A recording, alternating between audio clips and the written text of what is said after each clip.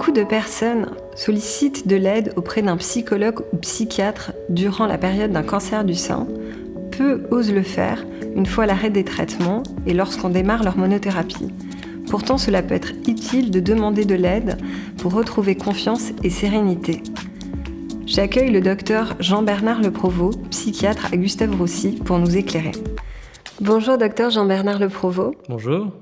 Dans quel état d'esprit se trouve un patient quand il entre dans une phase de rémission et est-ce que c'est une période où on est fragile ? Oui, c'est une période particulière parce qu'évidemment, il y a un certain soulagement, ça peut se concevoir, mais c'est une période qui n'est pas si simple qu'on l'imagine.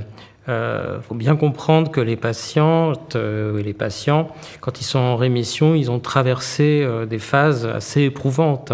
Ça va de la phase des premiers symptômes de la maladie au diagnostic, avec tous les traitements qui s'en sont suivis, les examens. Donc ils ont encaissé beaucoup de choses très stressantes, d'annonces inquiétantes. Ils sont baignés très très rapidement dans un univers ultra médicalisé. Et donc ça, psychologiquement, ça nécessite de s'adapter. C'est ainsi qu'on nomme les choses, c'est-à-dire qu'on va mobiliser les capacités d'adaptation des patients à chaque étape. Donc psychologiquement, les gens qui sont en rémission sont déjà des gens qui ont passé beaucoup d'épreuves.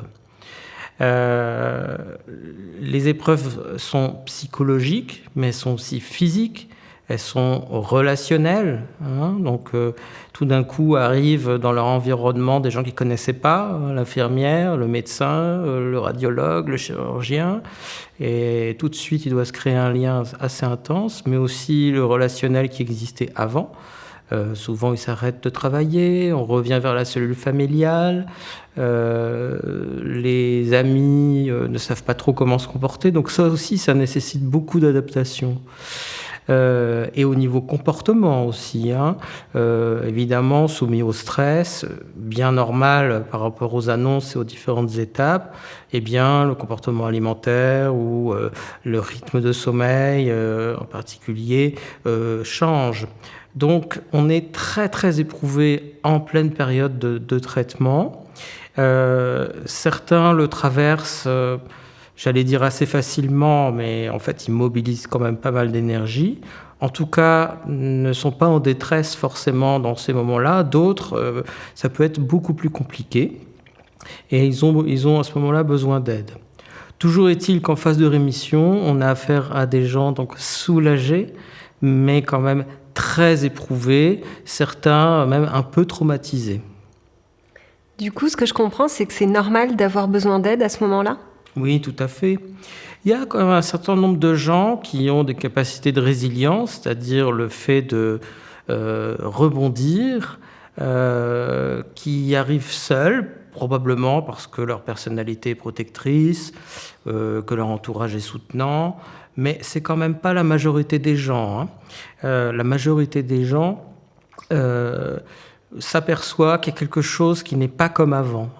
C'est-à-dire, ils aimeraient que on revienne à la vie d'avant, mais ce ne sera pas la vie d'avant. Le cancer n'est pas qu'une simple parenthèse dans sa vie. Il y a un avant et un après. Et l'idée, c'est cet après d'en faire quelque chose de positif. Donc, certains le trouvent spontanément. Alors, pourquoi c'est pas comme avant ?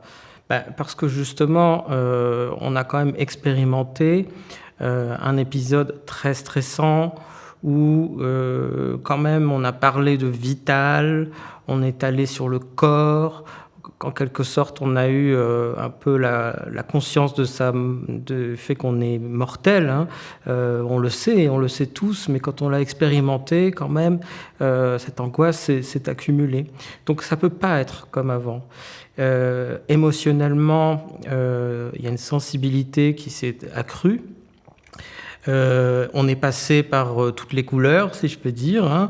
Donc, il y a le fameux soulagement de la rémission, mais il y a quand même l'angoisse de la récidive qui est toujours là. Et relationnellement, évidemment, ça change des choses. C'est-à-dire qu'on va être un être éprouvé, survivant, mais éprouvé.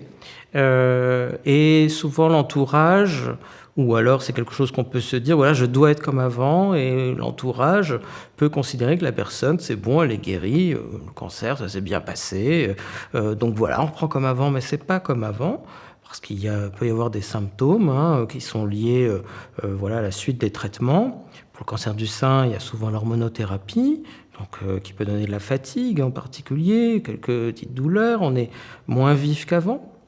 Donc forcément, ça change des choses au niveau relationnel. Il faut savoir aussi que toute la famille a été éprouvée, évidemment. Donc les liens se sont un petit peu modifiés et l'idée, c'est de retrouver un équilibre pour continuer avec cet après.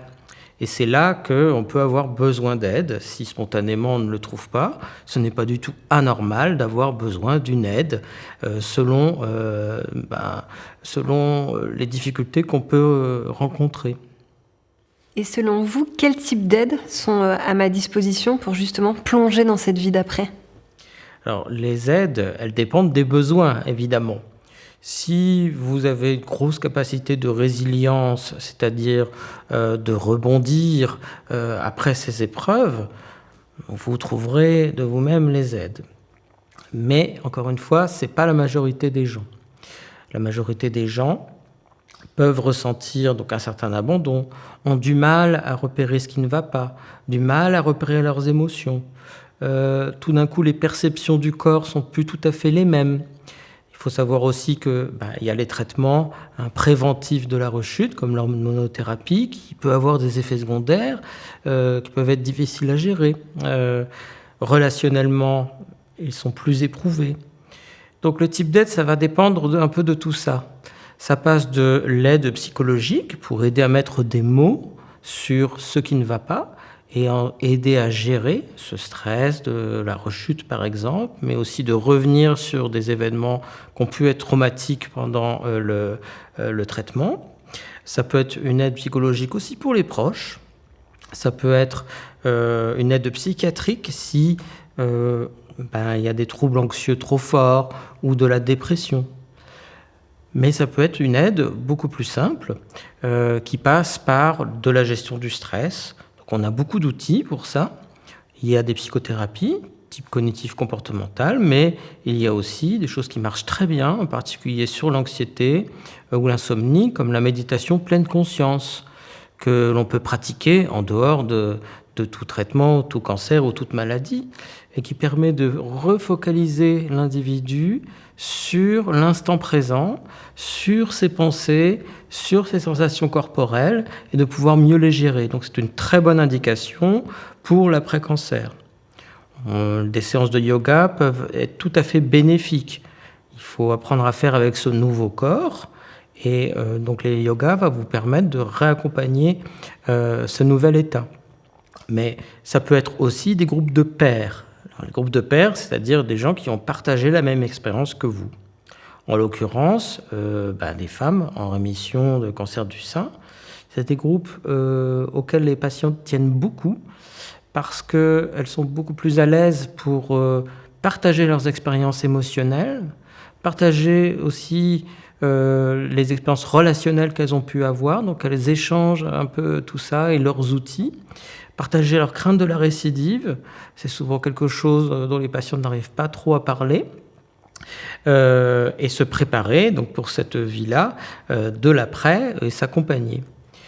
Ensuite, on peut ressortir du cancer, notamment le cancer du sein, avec quelques troubles sexuels. Là aussi, ça fait partie de l'intime, donc ce n'est pas quelque chose dont on va parler très spontanément, mais on peut accompagner ces patientes et ces patients aussi dans leur sexualité qui forcément sera un peu modifiée. Donc voilà, les aides, elles dépendent des besoins et les soins de support dont nous faisons partie peuvent vous proposer tous ces soins. Docteur Le Provost, vous avez été pendant 13 ans psychiatre en cabinet et puis aujourd'hui vous êtes oncopsychiatre à Gustave Roussy. Est-ce que vous pouvez nous expliquer un petit peu ce choix ? Alors déjà, En cabinet, donc libéral, je recevais des patients et des patientes déjà qui avaient besoin d'un accompagnement psychologique, voire psychiatrique, en particulier pour des dépressions. Donc c'était intéressant parce que je les voyais dans un environnement non hospitalier, ce qui facilitait, je pense, beaucoup la parole et qui permettait de remettre la maladie et son vécu dans tout un contexte de vie.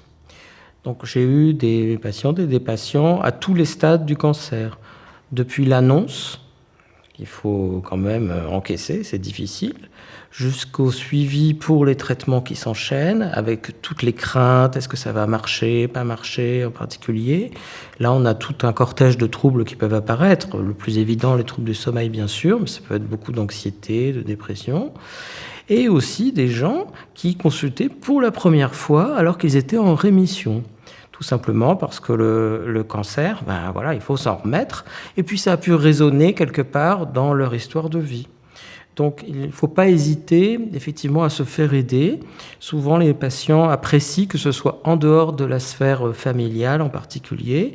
Et ça leur permet de se faire aider pour se reconstruire en particulier. Alors pourquoi revenir à l'hôpital ?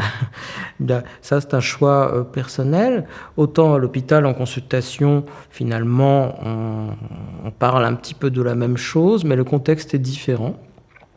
En tout cas, en ce qui me concerne, le choix de l'hôpital, c'est de travailler en équipe, donc ce qui est le cas, puisque maintenant je travaille avec directement les oncologues qui m'adressent des patients dont ils ont repéré une vulnérabilité. Je peux faire un retour aux oncologues beaucoup plus immédiat, aux chirurgiens aussi, et puis tous les collègues des soins de support. Ça peut être par exemple le service qui s'occupe de la douleur, mais aussi de la nutrition.